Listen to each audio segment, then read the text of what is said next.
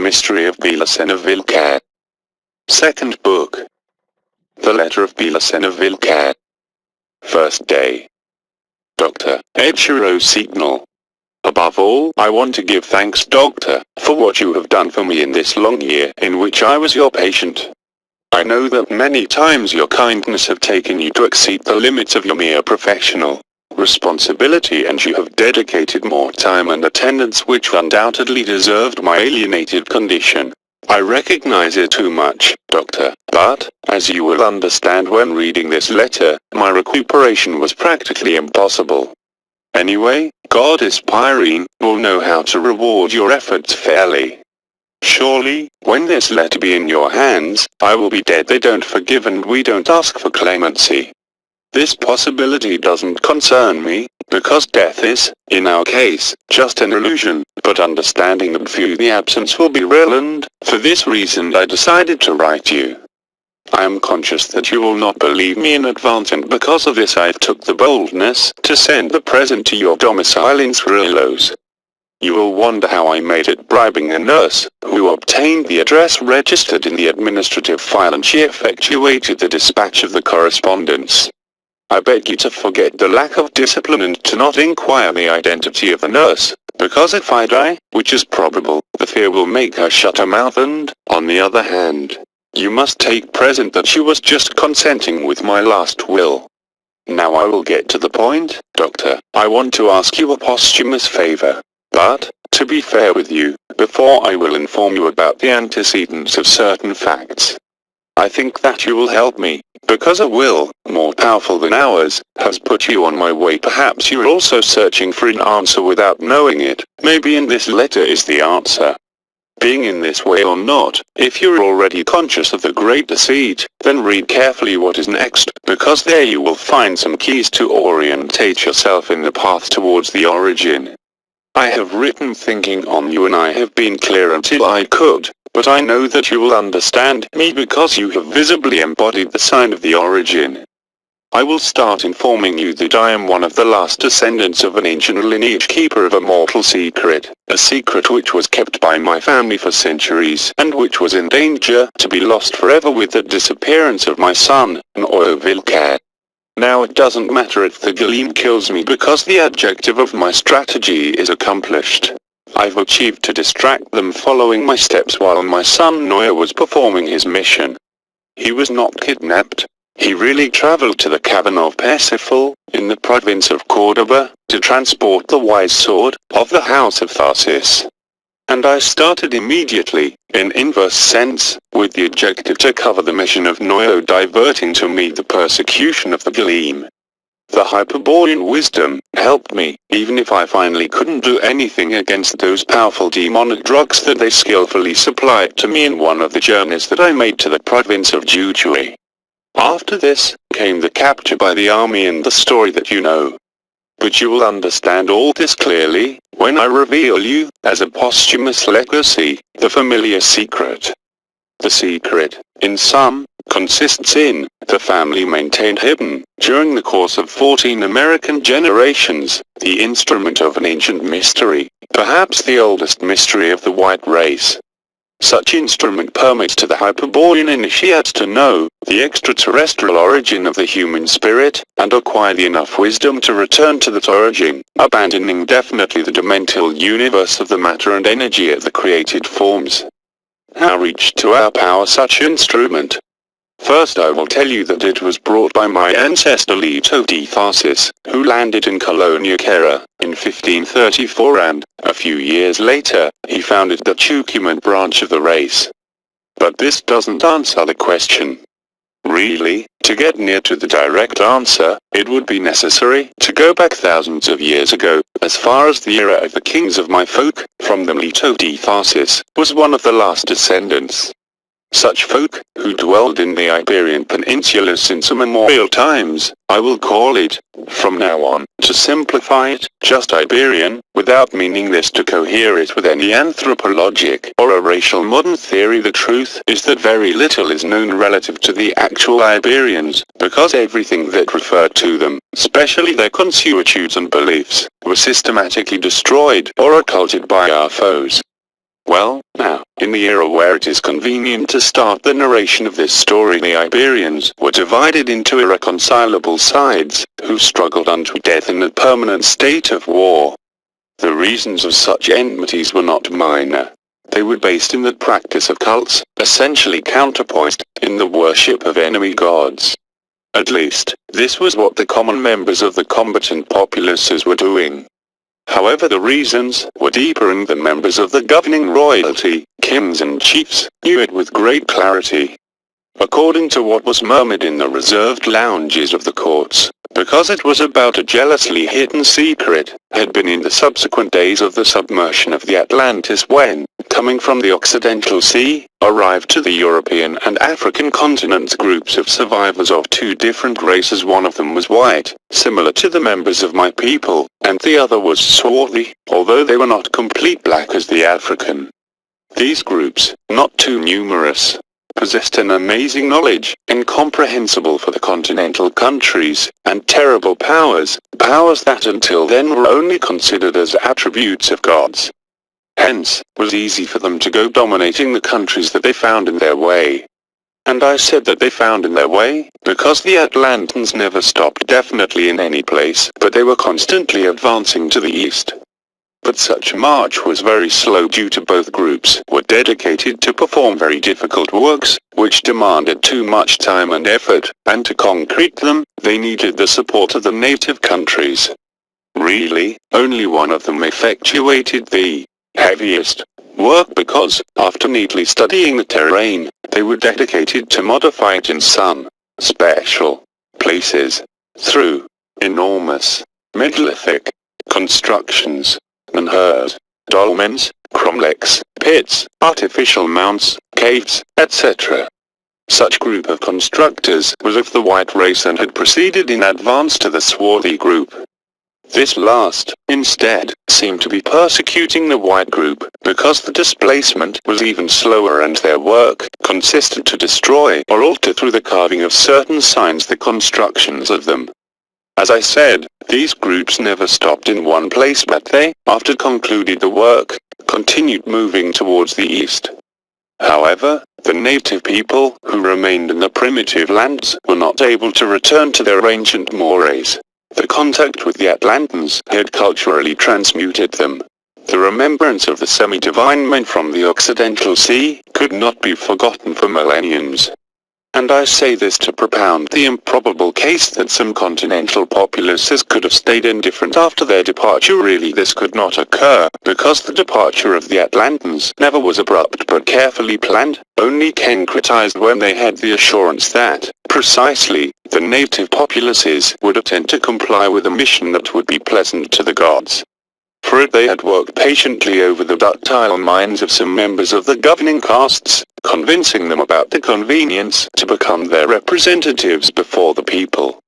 Such offer would be hardly rejected by who exerts a minimum vocation of power due to, it means that, for the people, the power of the gods have been transferred to some privileged men, to some of their special members. When the people have seen the power, and remember it, its subsequent absence remains inadvertent if there are the representatives of the power. And it is known that the regents of the power and being the successors of the power. Therefore, after the departure of the Atlantans, always remained their representatives, in charge to comply and to assure the accomplishment of the mission that would be pleasant for the gods. In what consisted that mission? Naturally, to the commitment contracted with two groups such difference as the white or the swarthy Atlantans could not be referring to anything else than two missions essentially opposed. I will not describe here the objectives of such missions, because they would be absurd and incomprehensible for you. I will tell instead something relative to the general forms in which the missions were imposed to the native populaces. It is not difficult to distinguish those forms and, inclusive, to intuit their meanings, if the facts are observed with the aid of the following pair of principles. First of all, it must be warned that in the groups of the Atlantans who landed in the continents after the submersion of the Atlantis, were not survivors of a mere natural catastrophe, like simple castaways, but men coming from a dreadful and total war. The submersion of the Atlantis is, in regard to the truth, just the consequence, the end of a period in the development of a conflict, of an essential war which had begun long before, in the extraterrestrial origin of the human spirit, and which has not concluded yet. Those men acted reigned by the laws of the war. They didn't effectuate any movement that contradicts the principles of the tactic, which could put in danger the strategy of the essential war. The essential war is a struggle of gods, a conflict that started in heaven and then extended to the earth, involving men on its course in the operation theater of the Atlantis, was just fought a battle of the essential war. And in the mark of the confronted forces, only the groups of the Atlantans which I mentioned, the white and the swarthy, had intervened as planners or strategists of their respective sides. It means that they were not the chiefs, neither the direct combatants in the battle of the Atlantis in the modern war. Their functions would be those of the analyst of major state, except that those analysts didn't dispose of the elemental electronic computers programmed with games of war, as the modern, but of an incomparably more perfect and redoubtable instrument, the human brain, specialized to the extreme of its possibilities. In sum, when the continental disembarkation is produced, a phase of the essential war had finished. The chiefs have retired to their command posts, and the direct combatants, who had survived to the mutual annihilation, suffer divers luck. Some of them try to regroup and advance to a forefront which doesn't exist. Others believed to have been abandoned in the battlefront. Some of them run away in disorder. Others finally lost or forgot the essential war. In sum, and now employing the language that the white Atlantans utilized to talk with the continental populaces, the gods had stopped to manifest themselves unto men, because they had failed one more time. They not resolved the conflict here, propounded in a human scale, leaving the problem back to heaven, to be faced again by the gods. But the gods had struggled for the men, because some gods wanted that the spirit of men be returned to the origin, beyond the stars, while the others pretended to maintain him prisoner in the world of matter. The white Atlantans were with the gods that wanted to release men from the great deceit of the matter, and affirmed that they had fought stoutly to reach that objective. Hence, the battle of the Atlantis concluded, and the gods withdrew to their abodes, leaving the men prisoner of the earth, because they were incapable to comprehend their miserable situation, neither disposed of the strength to win the struggle for the spiritual freedom. But they didn't abandon men. Simply, the war was not waged in the earth anymore. One day, if men voluntarily claimed their place in heaven, the liberator gods would return with all their power, and a new opportunity to propose the battle would outbreak. This time would be the final battle, the last opportunity before the definitive return of the gods to the origin. Meanwhile, the direct combatants for the freedom of the spirit who reorient themselves in the theater of the war, those who remember the battle of the Atlantis, those who awake from the great deceit, or the seekers of the origin, would have to wage in the earth a grueling personal combat against the demonic forces of the matter, that is, against overwhelmingly superior forces, and defeat them with heroic will. Only in this manner, they would be admitted in the general headquarter of the gods. In sum, according to the white Atlantans, one phase of the essential war had ended, the gods withdrew to their abodes and the combatants were dispersed. But the gods would return. The Atlantean presence were proving it there, constructing and preparing the earth for the final battle. In the Atlantis, the swarthy Atlantans were priests who propitiated a cult to the traitor gods, to the spirit of men.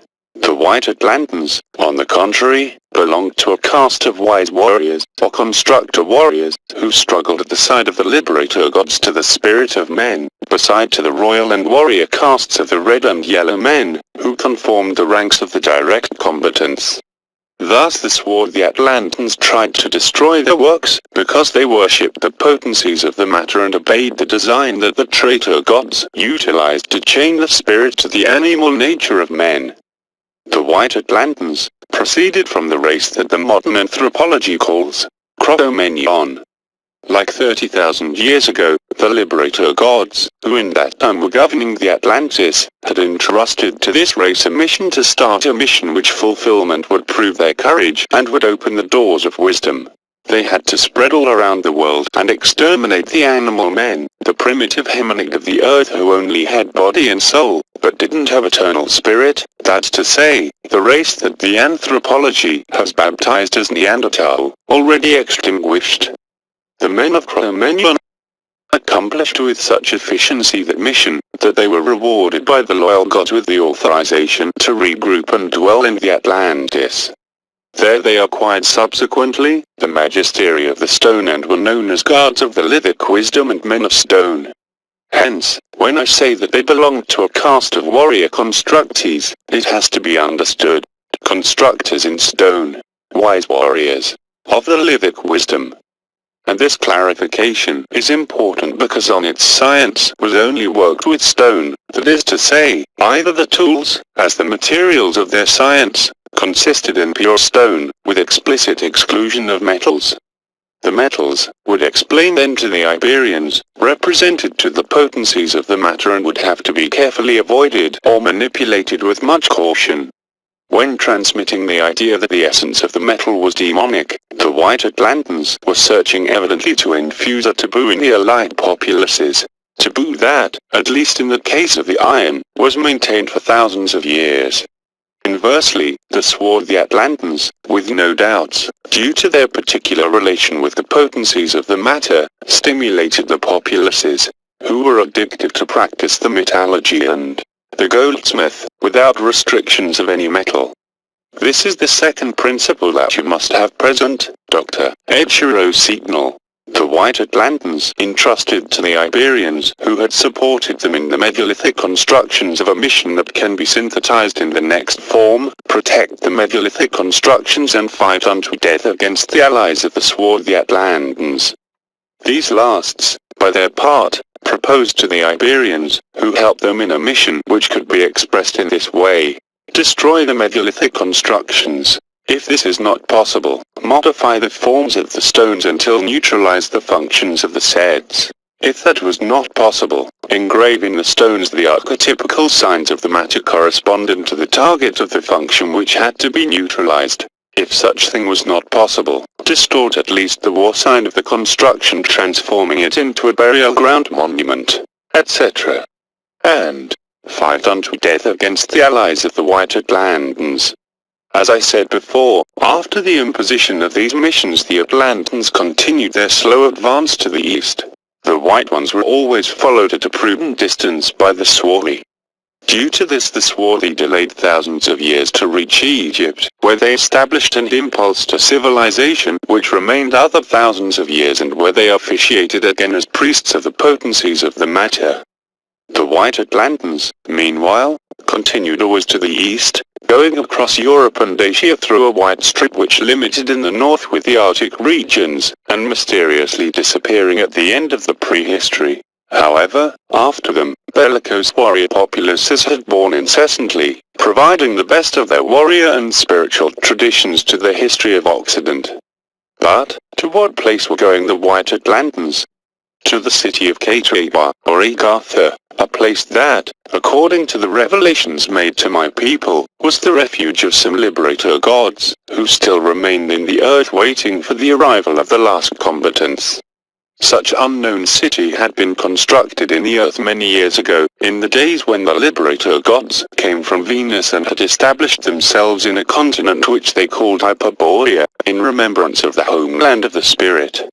In reality, the liberator gods affirmed to come from Hyperborea, an uncreated world, that's to say, not created by the creator god, existent beyond the origin. To the origin they called Tul, and, as they said, Hyperborea meant homeland of the spirit. There was, in this way, an original Hyperborea and a terrestrial Hyperborea, and an astropic centered Tul, seat of the Grail, which reflected the origin and was such unreachable as this. All the spiritual wisdom of the Atlantis was a legacy of Hyperborea, and due to this the white Atlantans called themselves Hyperborean initiates. the mythical city of Katagara, or Katagara, which figured in all the previous maps to the discovery of America, situated near to China, is no other than Katagara, the abode of the liberator gods, where only the Hyperborean initiates, or wise warriors can enter, that is to say, the initiates in the mystery of the pure blood. Finally, the Atlantans left the Iberian Peninsula. How they assured that the missions imposed to the native populaces would be fulfilled during their absence, through the celebration of a pact with those members of the populace who were going to represent the power of the gods, a pact that if it was not fulfilled, risked something more than the death of the life. The collaborators of the swarthy Atlantans were risking the immortality of the soul, while the followers of the white Atlantans responded with the eternity of the spirit. But both missions, as I said, were essentially different, and the agreements which were founded, naturally, also were. The one of the white Atlantans was a pact of blood, while the one of the swarthy Atlantans consisted in a cultural pact. Evidently, Dr. Sentinel, this letter will be extensive and I will need to write it in many days. Tomorrow I will go on with the suspended point of the narration, and I will make a brief parenthesis to examine both pacts. It is necessary, because from there will emerge the keys that will allow you to interpret my own story.